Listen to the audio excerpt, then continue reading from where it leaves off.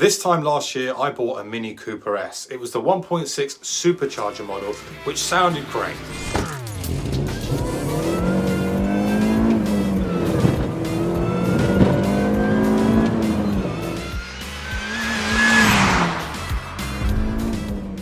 Throughout the course of the year, I spent a bit of money on the car installing things such as HSD coilovers to replace the knocking suspension the car had developed over time.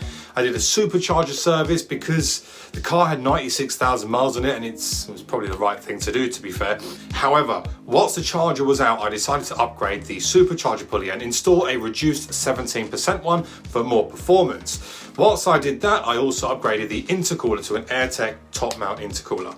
Now, many of you would have seen that the car hasn't really featured regularly on the channel as of late, and if I'm being honest, the main reason is I've not really enjoyed driving it that much.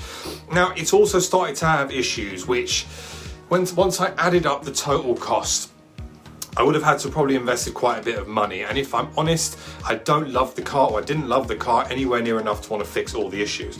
Also, big difference here is having our own Mini Electric, which is new and costs hardly anything to run, versus the R53, which was pretty shocking on fuel consumption. You would expect that, however, based on the age of the car and the supercharger, but the point is I always found myself driving the Mini Electric. So what really was the point of me having the R53? Now, the car started to idle funny, which was more of a pain in the arse rather than an issue in itself. I'm sure it was a sensor or something that was on its way out. However, the bigger issues that started to crop up were the power steering would randomly stop working. I know this is a common fault. I think it's the power steering pump or something goes wrong. It would stop working every now and again. Sometimes when I was driving, 3 out of the 4 tyres had slow punctures in them. The exhaust was rusty, it needed a new one. One of the wheel bearings started to make a really horrible noise. So rather than me wanting to fix the car, I kind of just said, you know what, I'm parting ways, I'm getting rid of it. Now, normally what I would like to do is offer you guys, my subscribers, a chance to have this car before I put it on Auto Trader. However, this time I just didn't feel comfortable giving you guys a car that would need a fair bit of money invested in it to get it to run perfectly again. So I decided to give it to We Buy Any Car. I gave them a go.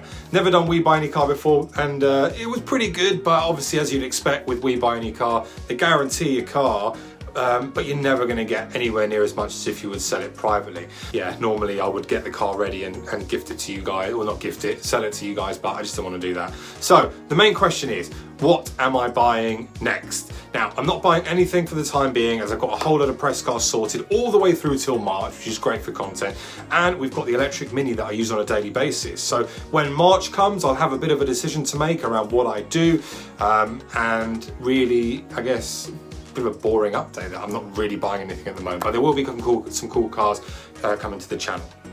Now, I don't want any of what I've said put anybody off buying an R53 Mini. They are very cool, they are nippy cars, and for the money, you can pick them up for great value, but be prepared to spend a lot on maintenance, as the age of the car and the common faults that these cars have ends up creating quite a bit of an expensive bill, unless you're a mechanic yourself or you've got friends in the industry.